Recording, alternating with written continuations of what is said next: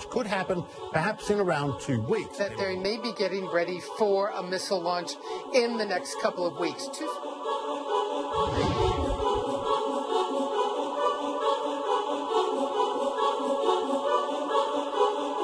발사를 성공적으로 진행했습니다.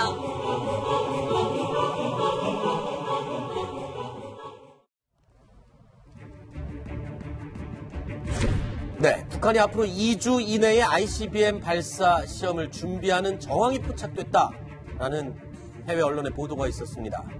자, ICBM의 부품과 통제 시설을 테스트하는 그런 분위기가 감지됐다 하는데 그게 무슨 뜻인가요, 교수님? 저저 미국 정부 관리가 네. 한 얘기가 아직까지 굉장히 모호합니다. 모호해서 일단 뭐 어느 지역인지는 잘 모르겠고 하지만 현재 저 말만 가지고 이제 판단한다면 네.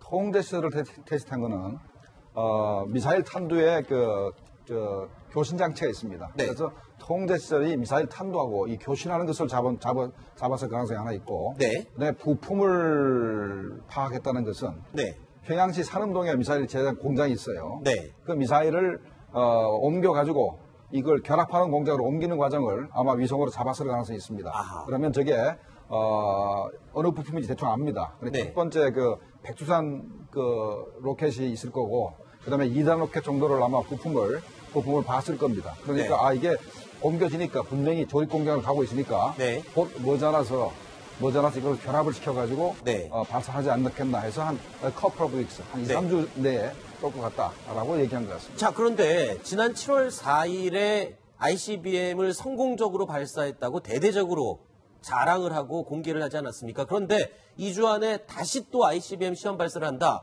그렇다면 그 전에 발사했던 7월 4일에 ICBM 화성 14형이 뭔가 불완전했던 게 아닌가. 이번에는 그럼 어떤 기술, 어떤 부분을 좀 확인하기 위해서 시험 발사를 하게 되는 건가요?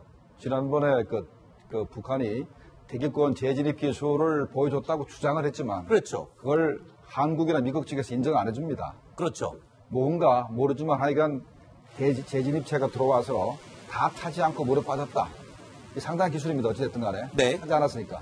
그러나 그게 정상 작동하는지는 아무도 모르지 않습니까? 네. 그래서 북한이 또 보여주려고 그러면 해수 수면에 들어가기 전에 네. 500m나 1km 상공에서 공중 폭발할 능력을 하나 보여주든가, 아니면은 지난번에 쏜 것이 한 1톤 정도의 탄두를 가졌다 그러면 기껏해야 알라스카까지 못 가니까. 네. 지난번에는 2단 로켓이었습니다. 네. 그러면 한 3단 로켓 정도로 가지고 미국 본토를 타격할 능력을 보여주든가. 네. 아니면 또 남은 것이 이건 전부 다 액체 로켓인데 네. 완전히 고체 로켓으로 해가지고 미국을 타격할 수 있는 능력을 이제 과시해야 되는데, 네. 그건 지난 4월 15일 날 네. 북한이 큰 원통형에 들어있는 화성 14형만큼이나 길이가 긴 8쪽 차량에 실려있는 뭔가를 보여줬었습니다. 네. 그게 이제 우리 생각에는 이게 북극성 3형이 아니겠나 아하. 생각하는데, 그 북극성 3형은 고체 연료로 된 맞습니다. 대륙간 탄도미사일이 되겠죠. 네, 그렇죠. 북극성 계열은 다 고체 연료이기 때문에 네. 고체 연료면 더욱더 우리가 찾기 힘드니까, 그렇죠. 이걸 한번 쏴서 또 미국을 또 압박하지 않겠나, 이런 가능성이 있다고 생각합니다. 고체 연료가 이동형 발사대에서 아무 데서나 돌아다니면서 쏠 수 있는 그런 장점이 있지 않습니까? 네, 그렇습니다. 알겠습니다. 자, 김정은이 집착하고 있는 핵과 미사일 도발, 사실상 지난해, 그러니까 2016년 1월부터 본격적인 시작이 됐다라고 할 수 있을 것 같습니다. 저희가 일지를 간단하게 정리를 해봤는데요. 지난해 1월 6일에 4차 핵실험이 시작됐습니다. 이때부터 본격적으로 SLBM 등 미사일을 계속 시험 발사를 했고요. 그 이후에 이어서 9월에 5차 핵실험을 실시를 했습니다. 그 이후에 또 계속 미사일 발사 시험을 하다가 결국에 지난 7월 4일 ICBM 발사 성공을 대내외에 선포를 했죠. 자, 이 과정만 본다면 핵탄두를 대륙간 탄도미사일에 실어서 날려보낼 수 있는 기술을 확보하겠다. 즉 시작과 끝이 완성이 된 것으로 보입니다. 아닙니까?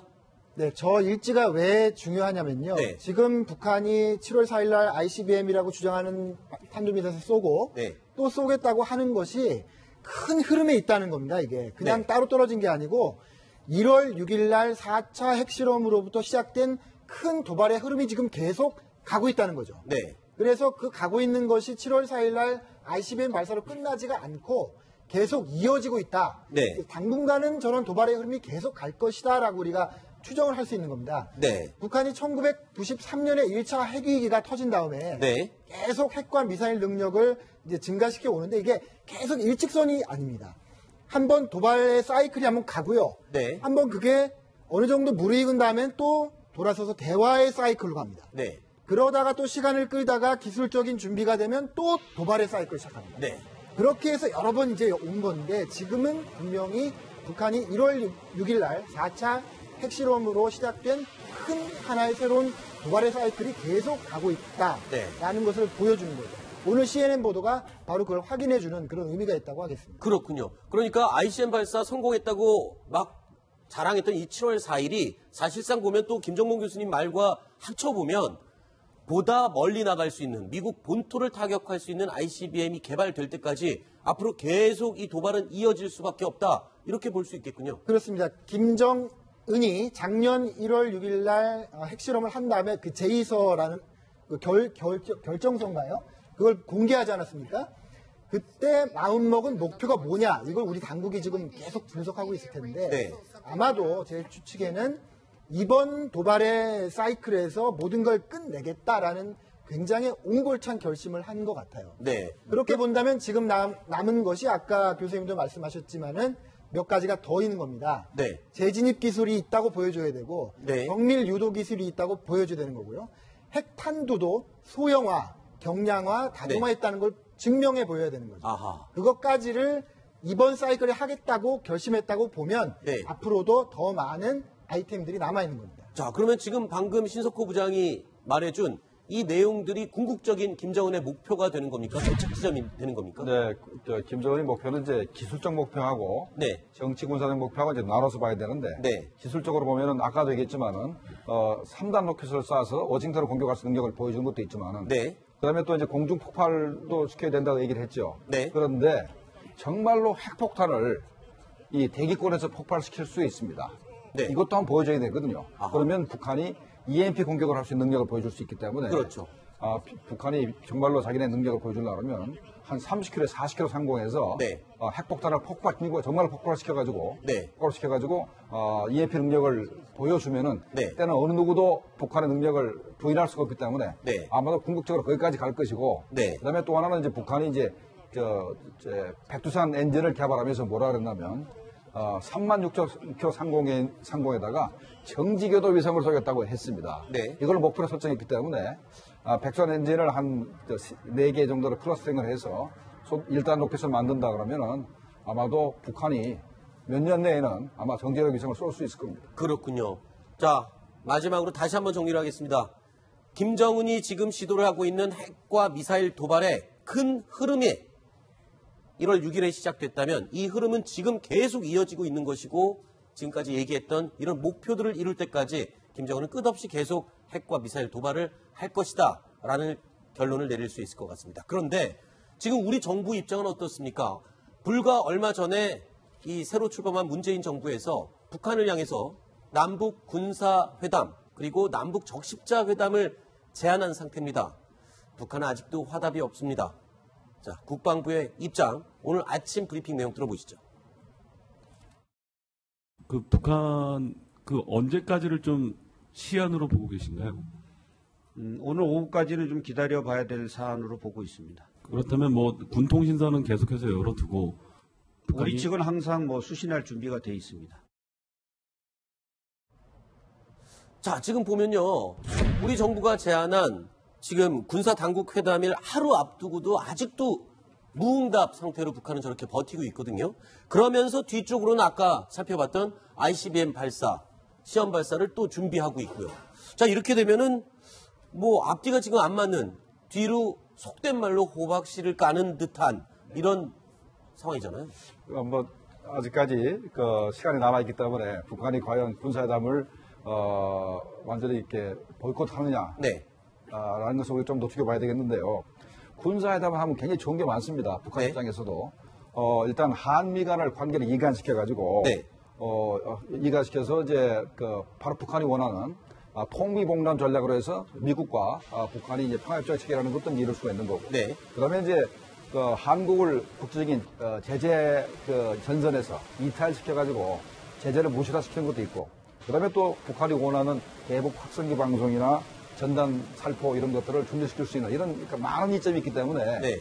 그렇게 쉽사리 보이콧하지는 않겠는데 현재 우리가 지금 조금 아까 얘기했듯이 북한이 핵미사일 기술을 조금 더 발전시켜서 미국을 압박해서 미국으로부터 뭔가 얻은 게 더 크기 때문에 네. 크기 때문에 만약에 군사회담을 하다가 2주 후에 만약에 장거리 미사일을 쏘거나 하게 되면은 군사회담 자체가 또 무산되니까 네. 지금은 그러면 북한 입장에서는 남조선하고는 대화할 시기가 아니다라고 판단할 수도 있는 거 아니겠습니까? 그렇죠. 그러니까 이제 그걸 좀 중점을 두고 봐야 될 것 같은 그런 생각이 드네요. 네. 그러니까 아까 앵커께서 우리는 지금 대화하자고 하는데 북한은 뒤로 지금 ICBM을 또 쏠 준비를 하고 있다 이렇게 말씀하셨잖아요. 네. 좀 앞뒤가 이제 바뀐 거죠. 뭐냐면 북한은 이미 작년 1월 6일부터 쭉 자기들이 목표한 대로 지금 도발의 흐름을 가고 있는데 네. 정권이 바뀌고 대화를 중요시하는 문재인 정부가 지금 대화를 추진하는 거죠. 네. 그러니까 북한은 갈 길을 가고 있는데 우리는 또 우리의 길을 가는 거예요. 지금 네. 그런 상황입니다. 그러니까 적절하지 않은 거죠. 지금 북한은 대화에 응할 생각도 없는 것 같고 대화를 응할 그런 상황이 아닌 거죠. 북한 내부로 보면요. 네. 근데 우리는 어쨌든 대화로 문제를 풀고 싶으니까 우리 얘기를 한 건데 그게 잘 성사될 것 같지가 않은 네. 그런 상황에 우리가 지금 와 있는 겁니다. 일단은 우리 정부가 제안한 대화, 이 군사 당국 회담 전혀 응답이 없습니다. 그런데요, 공식적인 응답은 없지만 오늘자 노동신문에 간접적으로 의견은 피력을 했습니다. 이렇게 얘기합니다. 남조선 당국이 상대방을 공공연히 적대시하고 대결할 기도를 드러내면서 관계 개선을 운운하는 것은 어불성설이며 여론 기만 행위다. 노동신문의 사설을 통해서 이런 입장을 간접적으로 슬쩍 밝혔는데요. 이것만 보면 지금 대화 의지에 대해서 굉장히 부정적이다라고 판단할 수 있는 거 아닙니까? 네, 우리가 북한의 반응을 가지고 북한이 조선중앙방송으로 얘기했느냐, 노동신문으로 얘기했느냐, 네. 아니면 대북 선전 매체를 통해서 했느냐라는 걸 가지고 이제 판단을 하는데 대북 선전 매체만 나오면 그건 간접 반응입니다. 조선중앙방송 나오면 근데 공식 반응인데 노동신문에 나오면은 이거는 당의 공식 입장이기 때문에 그거는 대화하기 싫다는 얘기입니다. 싫다는 얘기로 받아들여야 되는 상황이군요. 북한이 말입니다. 오늘 저녁에 갑자기 청와대나 군으로 통지문을 보내가지고 네. 그래 군사회담 하자라고 나올 수도 있습니다. 그러나 그 대화에 응하는 것이 진정성이 있느냐 없느냐가 중요하잖아요. 네, 그러니까 그렇죠. 대화를 뭘 할 수 있어요. 네. 적간에도 만나서 대화할 수 있지만 저게 정말 대화로 뭔가를 풀어보려고 하는 건지 아닌지는 중요하지 않습니까? 네. 북한이 오늘 밤에 전통문을 보내서 서로 군사회담이 이루어진다고 할지라도 그거는 네. 굉장히 전술적인 차원의 진정성이 없는 대화에 응하는 거겠죠. 네. 그런 점을 알고 대응하리라고 믿습니다. 자, 이런 가운데 또 북한에 대한 또 국제 뉴스가 이런 내용이 나왔습니다. 미국이요, 테러 지원국을 재지정하는 데 있어서 북한을 제외했다는 소식이 들리고 있습니다. 자, 이 북한을 재지정하는 데서 뺐다. 이 9년째 지금 사실은 테러 지원국에서 제외를 하고 있거든요. 그렇죠? 그렇습니다. 북한이 우리가 2.13 합의라 그러죠. 2.13 합의, 13 합의를 하고서 이제 영변에 냉각탄 폭파시키죠. 그것의 대가로 미국이 이제 테러 지원국에서 이름을 빼준 게 2008년입니다. 네. 그리고 이제 9년이 흘렀는데 지금 좀 이상한 거는 트럼프 행정부가 들어서 북한을 좀 강하게 압박을 하지 않았습니까? 네. 그 압박의 수단 중에 하나가 테러 지원국 명단에 다시 이름을 넣겠다라고 하는 것이었습니다. 그랬죠. 그래서 미 의회에서도 공화당이 주도하는 의회에서도 벌써 법안을 여러 차례 냈고요. 네. 특히 틸러슨 국무장관이 공개적인 기자 브리핑에서 북한을 테러 지원국에 넣는 것을 검토하고 있다라고 말을 했어요. 네. 그래서 우리 측에서는 아마 조만간 테러 지원국에 다시 북한이 이름이 들어갈 걸로 생각을 했습니다. 그렇게 생각을 했었잖아요, 네. 지금. 근데 오늘 결과는 아닌 거죠. 네. 아닌 이유가 뭡니까? 그러니까 테러 지원국으로 충분히 지정할 이유가 제일 큰 게요. 최근에 ICBM 미사일 시험 발사한 것. 네. 그리고 또 이전에 김정남 피살 사건이 있지 않습니까? 이건 정말 테러에 가까운 행위라고 전 세계에서 지금 지목하고 있는 행위인데 네. 이 두 가지만 봐도 테러 지원국으로 지정할 수 있는 이유가 되는 거 아닌가요? 핵미사일은 테러 지원국하고는 좀 성격이 다르기 때문에 네. 그건 뭐 유엔 차원에서 핵 확산 방지에 의해서 이제 제재를 하는 것이고 확실한 것은 김정남을 네. 국가 차원에서 김정은 지시에 의해 가지고 암살했거든요. 네. 그 분명한 테러입니다. 그렇죠. 그것만 가지고도 분명히 미국 국무부가 북한을 테러 전국으로 이번에 국가 보고서에다가 이러면 네. 얼마나 얘기인데 트럼프 정부가 안 집어넣은 것은 네. 어떤 정책 함의가 있는 것 같아요. 어떤 정치적 합의? 그러니까 맥시멈 프레션 인게이지먼트를 했지 않습니까? 네. 최대한 북한에 대해서 압박을 한 다음에 네. 북한이 거기에 대해서 굴복을 해서 핵 폐기 의사를 보여주면 대화를 해야 되는데 네. 만약에 테러 지원국으로 지정해 놓으면 카드가 없어지는군요. 테러국하고 네. 대화를 한다는 것 자체가 그렇죠. 모양이 우습습니다. 그렇기 때문에 일단은 정치적 압박을 가해서 대화로 이끌기 위해서는 테러 지원국으로 지금 현재로서 지정하는 것이 적당치 않다 이렇게 네. 판단한 것 같습니다. 그렇군요. 네, 그것이 바로 미 국무부의 그동안의 입장입니다. 물론 네네. 과거 북한이 테러 지원국일 때도 미국이 북한하고 대화를 했었지만 미 국무부는 늘 어떤 생각을 하냐면 이게 국면이 아까도 말씀드렸지만 변하잖아요. 네. 북한이 공세를 했다가 또 대화 국면을 돌아서는데 테러 지원국으로 지정하는 게 큰 실익이 없습니다, 사실. 명분은 있지만 실익이 없는데 그걸 네. 하는 것이 뭐 무슨 의미가 있느냐라는 그런 어떤 그 생각을 하는데 네. 그런 정치적인 고려라면 이해할 수 있지만 굉장히 북한한테 나쁜 신호를 주는 건 맞습니다. 왜냐하면 김정남 암살을 두고 북한은 어떻게 지금 주장을 하냐면 우리 수령님을 비방한 네. 우리나라 사람을 북한의 입장에서 보면 가서 처단한 겁니다. 그러니까 사법 국가의 공권력을 행사해서 벌을 준 거죠. 네. 그게 북한의 논리고 북한의 주장이거든요. 네.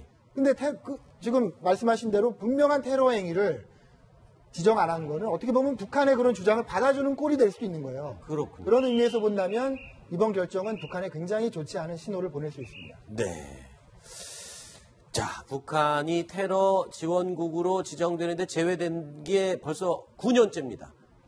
미국이 어떤 생각을 하고 있는지 이야기를 나눠보고 있는데요. 자, 다음 김정은과 관련된 이야기 하나만 더 살펴보겠습니다. 이 김정은이 마식령 스키장을 짓고 홍보하는데 굉장히 열을 올렸었는데 최근에요, 자강도에 또 다른 스키장을 짓고 있다라는 소식이 들리고 있습니다.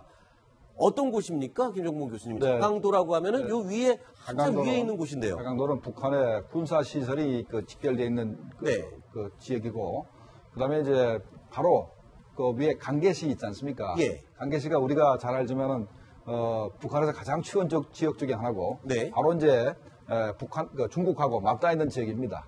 거기다가 현재 스키장을 건설한다고 하는데, 네. 물론 스키장 규모는 저기 보이는 것처럼 마식령 스키장보다는 규모가 네. 수십 분의 밖에 안 되는 작은 규모지만, 네. 이번에는 외국인이 아니고 북한 주민을 위해서 만든다라는 명분으로 이제 스키장을 건설하고 있습니다. 그런다고 해서 주민들이 스키 타러 갈 사람들이 뭐 있을까요? 물론 일부 신흥 부유층들이 갈 수는 있겠습니다만. 아마도 저 강계시에다 만든다는 거 보니까 네. 중국에다가 중국 사람들을 상대로 해서 중국과 가깝군요. 그러니까 중국 사람도 끌어들이고 네. 또 이제 중국 사람들에 대해서 봐라, 우리 국민도 말이지 네. 스키도 탄다라는 것을 좀 광고하기 위해서 네. 이 중국에서 보이는 쪽에다 만드는 거 아닌가 생각이 듭니다. 근데 김정은이 이렇게 스키장에 집착하는 이유가 있습니까? 왜 이렇게 스키장을 좋아하는 겁니까, 김정은? 어릴 때 스위스에서 컸죠. 그래서 네네. 스위스의 그 산간 지방 학생들은 초등학교 때부터 네. 어릴 때부터 스키를 타고 등하교를 합니다. 아마 어릴 때부터 그걸 봤기 때문에 네. 김정은 위원장이 그 스키장에 굉장히 애착을 가지는 것 같습니다. 그렇군요. 자, 그래서 저희가 북한 스키장 얘기가 나온 김에 마무리로요, 북한에서 쓰는 스키장 용어들 몇 가지만 좀 뽑아봤습니다. 우리 스키장에서는 인공눈을 뿌리는 기계를 인공제설기라고 하잖아요. 북한에서는 눈포라고 합니다. 눈포. 그러니까 포라는 것이 대포를 쏘는 것처럼. 그렇죠. 눈을 대포처럼 쏜다고 그렇게 하는 것 같고요. 우리가 에스컬레이터라고 하는데 여기서는 수평 승강기라고 하고요.